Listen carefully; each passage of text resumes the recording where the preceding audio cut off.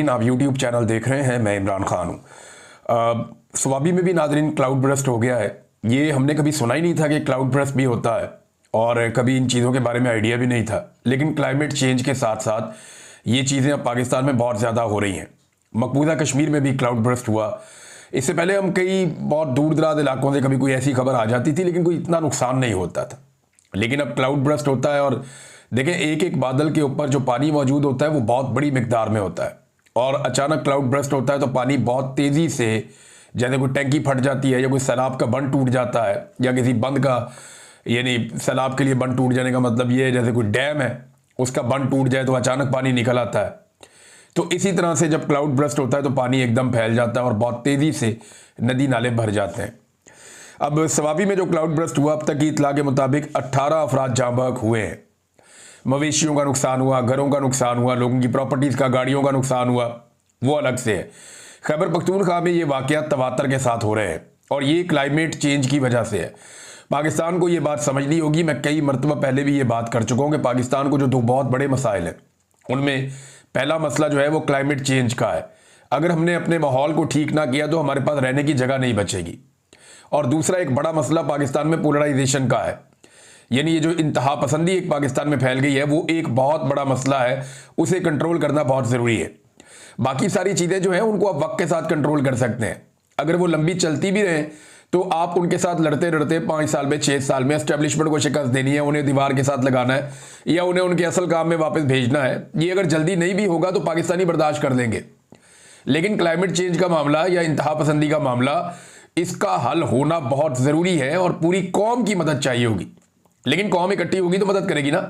कौम को तो पाकिस्तान की एस्टेब्लिशमेंट ने तकसीम किया हुआ है सिर्फ अपने फ़ायदे के लिए। तो स्वाबी में एक बहुत बड़ा नुकसान हुआ। उसके अलावा कराची पूरा का पूरा ऐसा लगता है डूब गया।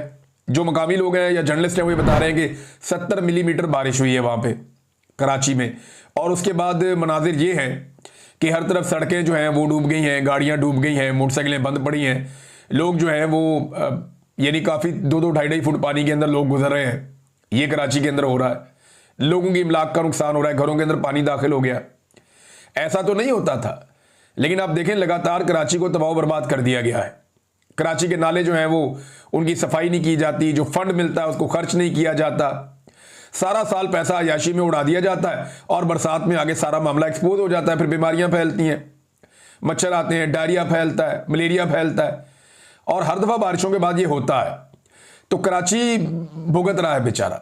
हालांकि कराची कभी भी पीपल्स पार्टी को वोट नहीं डालता लेकिन कराची भुगत रहा है। अब तो सिंध भी पीपल्स पार्टी को वोट नहीं डालता लेकिन सिंध भी भुगत रहा है।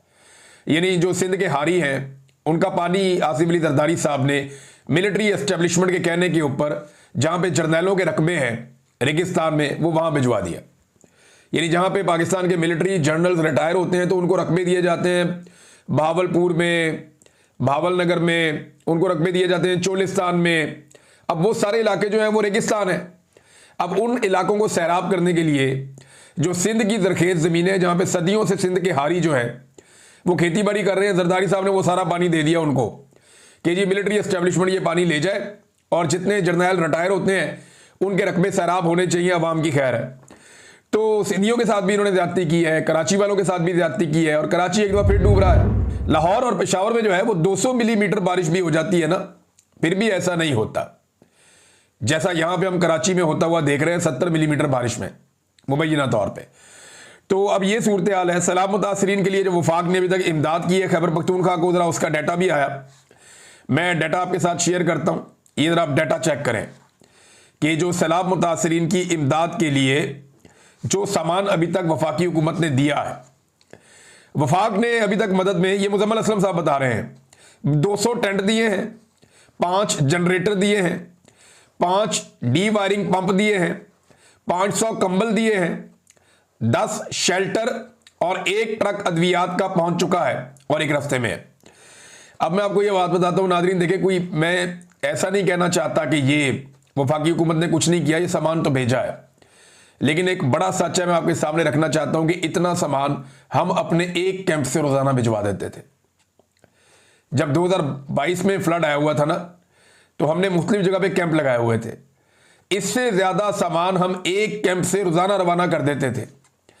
ये अली अमीन गंडापुर वजीर आला खैबर पख्तूनख्वा गवाह है कि इसने जितनी दफा हमें कहा कि हमें खैमे चाहिए तो 200-300 खैमा मैं रोज भेज देता था इन्हें। इसी तरह हम खैमा भिजवाते थे सिंध के अंदर, बलूचिस्तान के अंदर, तो इससे कई गुना ज्यादा सामान तो हमारे कैंपों से निकल कर जाता था। मैं एक आदमी था, यह पूरी रियासत है, इनके पास बेशुमार पैसा है।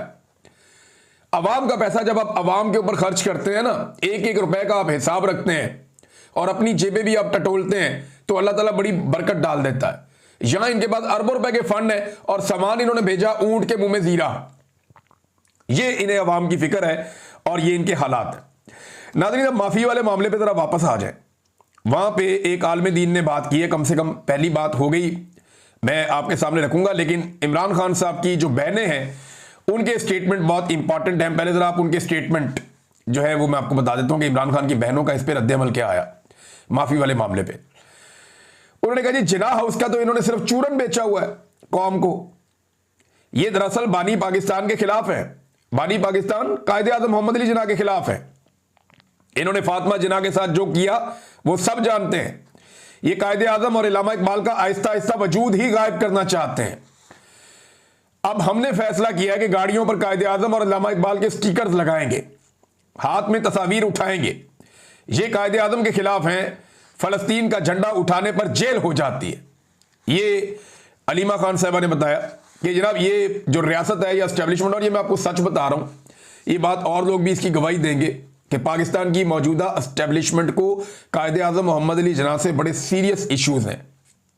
एस्टेब्लिशमेंट को हमेशा से कायदे आज़म और उनके नजरियात से इश्यूज थे।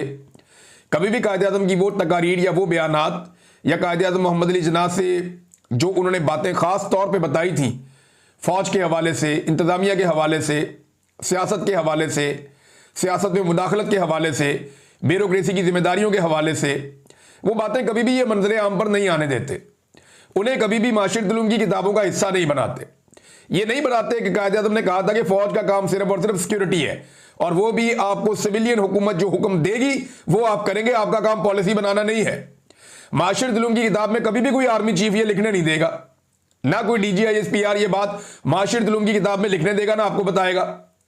तो कायदे आज़म मोहम्मद अली जिन्ना जो हैं वो इनके लिए एक बहुत बड़ा मसला है। और अब उन्होंने ये फैसला किया कि जहां बाकी सारे मसले हल किए जा रहे हैं तो कायदे आज़म का मसला भी परमानेंटली हल कर दिया जाए। और हल करने के लिए जो पहला तरीकाकार है, जो आगाज है, वो इस 14 अगस्त को हुआ है, जब कायदे आज़म मोहम्मद अली जिन्ना का नाम लेने पर ही पाबंदी लग गई थी, उनकी तस्वीर लगाने पर पाबंदी लग गई थी। पाकिस्तान की मिलिट्री एस्टेब्लिशमेंट ने इस मर्तबा कायदे आज़म मोहम्मद अली जिन्ना के नाम को नीचा करके दिखाया है। तमाम सियासतदानों को बाउंड किया गया कि तुमने फील्ड मार्शल आसिम मुनीर का शुक्रिया अदा करना है पाकिस्तान बनने के दिन पे, तुमने किसी ने भी कायदे आज़म का शुक्रिया अदा नहीं करना, अल्लामा इकबाल का शुक्रिया अदा नहीं करना। और हमने होते हुए देखा, उनका फोटो नहीं लगाया, अखबारात के इश्तिहारात में उनकी तस्वीरें गायब की गई।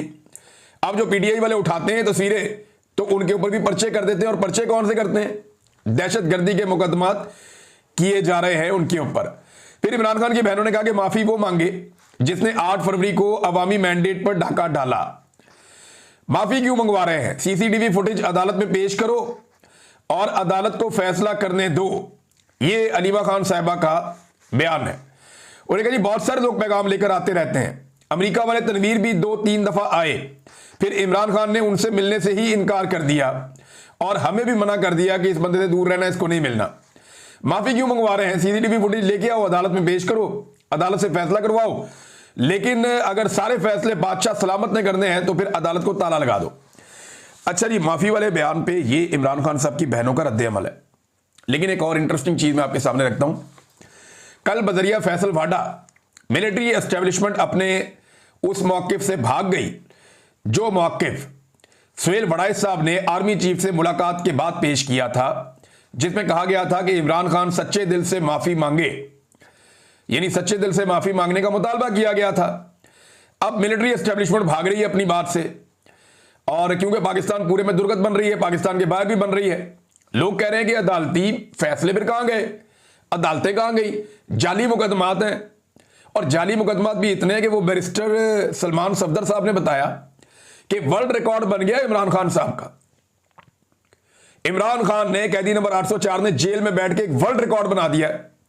और वर्ल्ड रिकॉर्ड क्या है कि 500 से जायद, लगभग 500 इमरान खान साहब ने एफिडेविट साइन करके दिए हैं, पावर ऑफ अटॉर्नी। वकालतनामे साइन करवाने का वर्ल्ड रिकॉर्ड लग चुका है। 500 पावर ऑफ अटॉर्नी साइन करवाए हैं बैरिस्टर सफदर ने, बैरिस्टर सलमान सफदर साहब ने इमरान खान साहब से। अब बताएं, जेल में बैठा हुआ एक आदमी इतने ज्यादा जो है वो पावर ऑफ अटॉर्नी साइन कर रहा है, तो ये वर्ल्ड रिकॉर्ड ही है ना। तो इमरान खान साहब ने बीमार ना होने का वर्ल्ड रिकॉर्ड लगा दिया, एफिडेविट साइन करने के हवाले से वर्ल्ड रिकॉर्ड लगा दिया। इमरान खान का एक और वर्ल्ड रिकॉर्ड है कि तारीख में सबसे ज्यादा मुकदमात जो हैं वो इमरान खान साहब के ऊपर दर्ज हुए। इतने मुकदमात आज तक पाकिस्तान में किसी पे दर्ज नहीं हुए जितने इमरान खान साहब को जेल में बंद करके दर्ज किए गए उनके खिलाफ। अब आज मिलिट्री एस्टेब्लिशमेंट की ये ख्वाहिश